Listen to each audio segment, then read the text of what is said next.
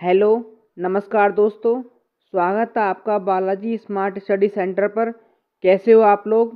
आशा करता हूँ आप लोग मस्त और स्वस्थ होंगे। आज की नई वीडियो लेकर हम आपके सामने उपस्थित हैं। आज हम आपको पढ़ाएंगे जीके जीएस के बहुत ही महत्वपूर्ण प्रश्न जो किसी भी परीक्षा की दृष्टि से अत्यंत लाभकारी सिद्ध होने वाली है। तो चलिए शुरुआत करते हैं आज की क्लास। आज का जो टॉपिक लिया है मैंने वो है भारत का संविधान, अनुच्छेद 1 से 395 तक मैं आपको पढ़ाऊंगा। जैसे नीचे अनुच्छेद को दो भागों में बांटकर हर अनुच्छेद का संक्षिप्त व सटीक अर्थ दिया गया है। जैसा कि UPSC, UP PCS, SSC, UP police, railway, group D और यूपी होमगार्ड, यूपी लेखपाल, जूनियर असिस्टेंट आदि परीक्षाओं में पूछे जाते हैं। चलिए शुरुआत करते हैं। अब संविधान का भाग 1 है। संविधान के भाग 1 में क्या क्या दिया गया है? क्या है? संविधान का भाग 1 है, उसमें बताया गया है संघ और उसका क्षेत्र के बारे में। तो संविधान के भाग 1 में अनुच्छेद जो दे रखे हैं वो है अनुच्छेद 1 से अनुच्छेद 4 तक। तो जो पहला अनुच्छेद है उसके बारे में देखते हैं। अनुच्छेद 1 क्या कहता है हमारा? अनुच्छेद 1 कहता है भारत राज्यों का संघ होगा। अनुच्छेद 1 कहता है भारत राज्यों का संघ होगा। अनुच्छेद 2 कहता है हमारा भारत में नए राज्यों का प्रवेश के बारे में बताया गया है। अनुच्छेद 3 में क्या है? नए राज्यों का निर्माण, उनकी सीमाओं के बारे में बताया गया है। ठीक है। और अनुच्छेद 4 में क्या है? अनुच्छेद 3 और 2 और 3 से संबंधित जो भी कानून होंगे वो अनुच्छेद 4 में बताया गया है। बढ़ते हैं आगे। संविधान का भाग 2 है। भाग 2 में जो जिक्र किया गया है वो किया गया है नागरिकता का। और इसमें जो कौन कौन से अनुच्छेद हैं? अनुच्छेद 5 से लेकर 11, अनुच्छेद 5 से लेकर 11 तक इसमें भाग 2 में बताए गए हैं जो नागरिकता से संबंधित हैं। अनुच्छेद 5 क्या कहता है हमारा? अनुच्छेद 5 कहता है संविधान प्रारंभ पर नागरिकता के बारे में बताता है। अनुच्छेद 6 क्या कहता है? पाकिस्तान से आए व्यक्तियों के बारे में नागरिकता के संबंध में कुछ तथ्य बताता है। अनुच्छेद 7 के बारे में क्या बात बताई गई है? अनुच्छेद 7 कहता है पाकिस्तान गए व्यक्तियों की नागरिकता के संबंध में बताता है। ठीक है। बढ़ते हैं आगे। अनुच्छेद 8 के बारे में क्या है? अनुच्छेद 8 क्या कहता है? हमारे जो विदेश में रह रहे भारतीय हैं उनके बारे में बताता है। और अनुच्छेद 9 में क्या है? विदेशी नागरिकता लेने पर जो विदेशी नागरिकता ले लेते हैं भारत के लोग बाहर जाकर, उसके बारे में बताया गया है। अनुच्छेद 10 कहता है हमारा नागरिकता की निरंतरता। ठीक है दोस्तों, बढ़ते हैं आगे। अनुच्छेद 11 क्या कहता है हमारा? संसद की शक्ति के बारे में इसमें वर्णन किया गया है। बढ़ते हैं भाग 3 की ओर। भाग 3 क्या कहता है? भाग 3 में जो बताया गया है वो मूल अधिकार बताए गए हैं। भाग 3 में क्या बताया गया है? मूल अधिकार। बहुत ही इम्पोर्टेंट है ये परीक्षा की दृष्टि से। और भाग 3 में अनुच्छेद 12 से अनुच्छेद 35 तक वर्णन है। अब हम लोग पढ़ेंगे अनुच्छेद 12 से अनुच्छेद 35 तक। अनुच्छेद 12-13 में बताया गया है राज्य की परिभाषा, मूल अधिकारों की रक्षा। क्या बताया गया है अनुच्छेद 12-13 में? राज्य की परिभाषा और मूल अधिकारों की रक्षा। अनुच्छेद 14 से लेकर 18 में क्या बताया गया है? समानता का अधिकार है। अनुच्छेद 14 से 18 में समानता का अधिकार है। ठीक है। अनुच्छेद 19 से 22 में क्या है? स्वतंत्रता का अधिकार है। किसका अधिकार है? स्वतंत्रता का अधिकार है। बढ़ते हैं आगे। अनुच्छेद 23 और 24 में क्या बताया गया है? अनुच्छेद 23-24 में शोषण के विरुद्ध अधिकार का जो वर्णन है वो अनुच्छेद 23 और 24 में है। अनुच्छेद 25 से लेकर 28 में क्या बताया गया है? धार्मिक स्वतंत्रता का अधिकार। ठीक है। बढ़ते हैं अगले। आगे जो है अनुच्छेद 30 में क्या बताया गया है? सांस्कृतिक व शैक्षिक अधिकार के बारे में जो वर्णन किया गया है वो अनुच्छेद 30 में किया गया है। अनुच्छेद 32 बहुत ही इंपॉर्टेंट है परीक्षा की दृष्टि से, आप लोग इसको स्टार मार्क कर लीजिए। अनुच्छेद 32 क्या क्या कहता है? संवैधानिक उपचारों का अधिकार जो बताया गया है। तो इसके लिए डॉक्टर भीमराव अंबेडकर ने संविधान की आत्मा कहा है। ठीक है दोस्तों, बहुत ही इंपॉर्टेंट क्वेश्चन है, स्टार मार्क कर लेने इसके लिए आप लोग। डॉक्टर भीमराव अंबेडकर ने अनुच्छेद 32 को संविधान की आत्मा कहा है। अनुच्छेद 33 से 35 के बारे में जो बताया गया है वो संसद की विशेष शक्तियाँ जो हैं उनके बारे में वर्णन किया गया है। बढ़ते हैं आगे, भाग 4 के बारे में पढ़ते हैं हम। भाग 4 में क्या है? भाग 4 में जो है राज्य के नीति निर्देशक तत्व हैं। इसके अंतर्गत कौन कौन से अनुच्छेद आते हैं? अनुच्छेद 36 से लेकर अनुच्छेद 51 तक वर्णन किया गया है। राज्य के नीति निर्देशक तत्वों में अनुच्छेद 36 से लेकर अनुच्छेद 51 तक वर्णन किया गया है। ठीक है, बढ़ते हैं। अनुच्छेद 38 में क्या बताया गया है बताएंगे आप लोग। अनुच्छेद 38 में जो बताया गया है सामाजिक न्याय के बारे में। अनुच्छेद 39 में बताया गया है नीति सिद्धांत के बारे में। अगला प्रश्न है हमारा क्या? अनुच्छेद 44 के बारे में पढ़ेंगे। अनुच्छेद 44 में क्या बताया गया है बताइए आप लोग। अनुच्छेद 44 में बताया गया है समान नागरिक संहिता के बारे में। और अनुच्छेद 48 में क्या है? स्टार मार्क करेंगे इसके लिए। अनुच्छेद 48 में कृषि और पशुपालन के बारे में बताया गया है। ठीक है। अनुच्छेद 51 क्या क्या कहता है हमारा? अनुच्छेद 51 कहता है अंतर्राष्ट्रीय शांति के बारे में। बढ़ते हैं आगे भाग 4 ए की तरफ। भाग 4 ए में क्या दे रखा है? मूल कर्तव्य दे रखे हैं। और कौन सा अनुच्छेद है? अनुच्छेद 51 ए। ठीक है, तो नागरिकों के कौन कौन कितने मूल कर्तव्य हैं? 11 मूल कर्तव्य हैं। ठीक है दोस्तों, अब बढ़ते हैं हम भाग 5 की ओर। भाग 5 में क्या दे रखा है? संघ सरकार। भाग 5 में संघ सरकार के बारे में बताया गया है। और इसमें कौन कौन से अनुच्छेद है? अनुच्छेद 52 से लेकर 151 तक भाग 5 में संघ सरकार के बारे में बताता है। ठीक है, जैसे कि अनुच्छेद 52 से लेकर 62 तक क्या दे रखा है हमारा? अनुच्छेद 52 से लेकर 62 तक राष्ट्रपति के बारे में वर्णन किया गया है। अनुच्छेद 63 से 71 तक उपराष्ट्रपति के बारे में वर्णन किया गया है। ठीक है, और क्या आगे बढ़ते हैं। अनुच्छेद 74 और 75 में क्या बताया गया है? प्रधानमंत्री और मंत्रिपरिषद के बारे में जो वर्णन किया गया है वो अनुच्छेद 74 और 75 में है। अनुच्छेद 79 से 122 तक संसद के बारे में वर्णन किया गया है। बढ़ते हैं आगे, अनुच्छेद 124 से लेकर 147 तक सर्वोच्च न्यायालय के बारे में बताया गया है।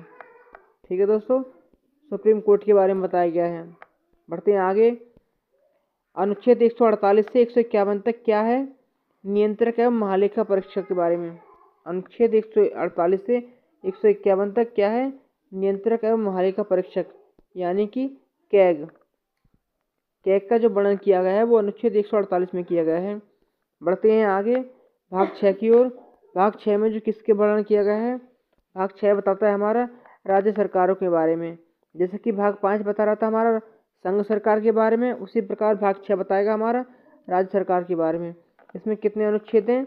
अनुच्छेद 52 से लेकर 237 तक का जो वर्णन है वो राज्य सरकार के बारे में बताएगा। ठीक है, बढ़ते हैं, इसमें विस्तार से समझेंगे। अनुच्छेद 153 से लेकर 162 तक क्या है? राज्यपाल के बारे में बताता है। किसके बारे में? राज्यपाल के बारे में बताता है। अनुच्छेद 163 से लेकर अनुच्छेद 163 से लेकर 164 में क्या है? मुख्यमंत्री व मंत्रिपरिषद के बारे में वर्णन किया गया है। बढ़ते हैं आगे, अगला हमारा अनुच्छेद कौन सा है? अनुच्छेद 168 से 212 तक क्या बताया गया है?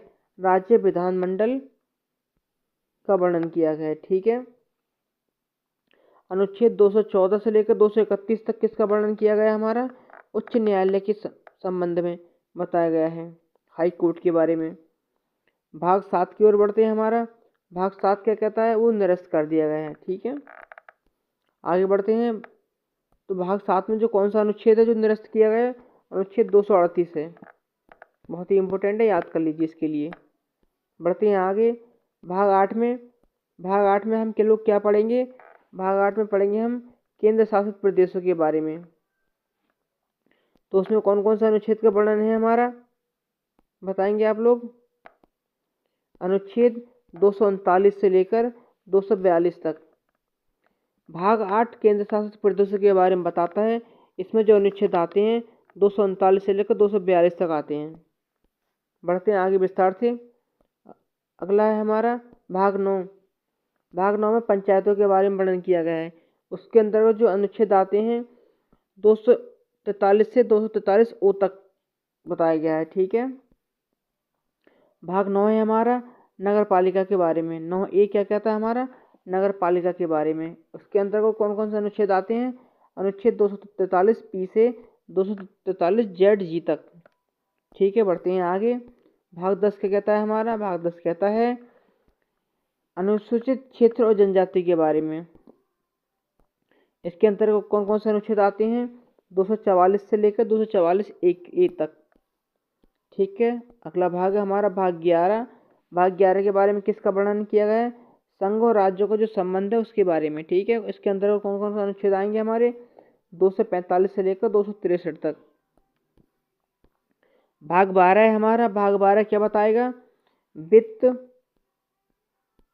भाग 12 क्या बताएगा हमारा, वित्त, संपत्ति और अनुबंध के बारे में। क्या बताएगा भाग 12 हमारा, वित्त, संपत्ति और अनुबंध के बारे में।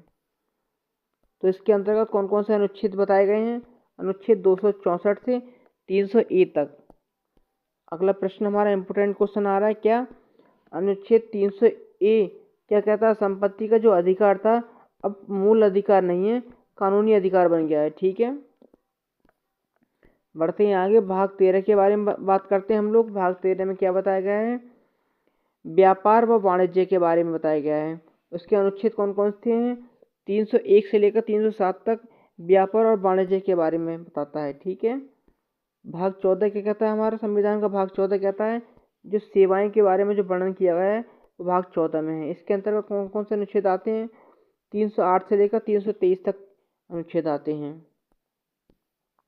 बढ़ते हैं आगे भाग 14A की तरफ। भाग 14A क्या कहता है हमारा, न्यायाधिकरण के बारे में बताता है।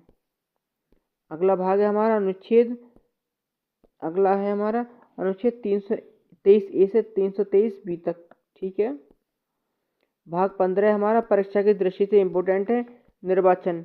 निर्वाचन की प्रणाली, कैसे कैसे निर्वाचन किया जाता है, कौन कौन सा निर्वाचन होता है, वो सारी प्रक्रिया हमारी भाग 15 में है। इसके अंतर्गत कौन कौन से अनुच्छेद आते हैं, 324 से लेकर 329A तक जो अनुच्छेद आते हैं। ठीक है।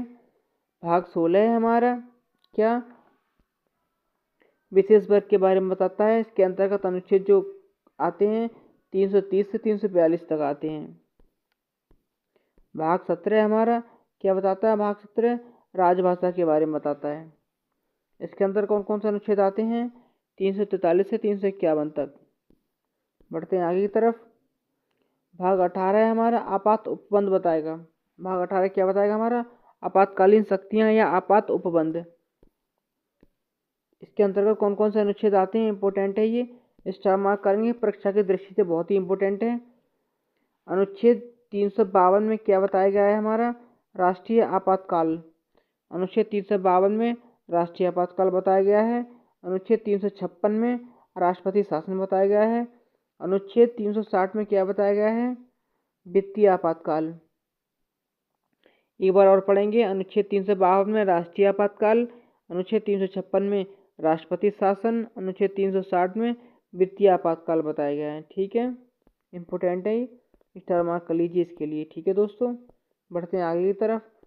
भाग 19 हमारे क्या बताता है, विविध के बारे में। ठीक है, बढ़ते हैं आगे। तो विविध में हमारे कौन कौन से अनुच्छेद आते हैं, 361 से लेकर 367 तक। भाग 20 है हमारा क्या, संविधान संशोधन के बारे में बताता है। ठीक है, संविधान संशोधन का जो वर्णन किया गया है अनुच्छेद 368 में किया गया है।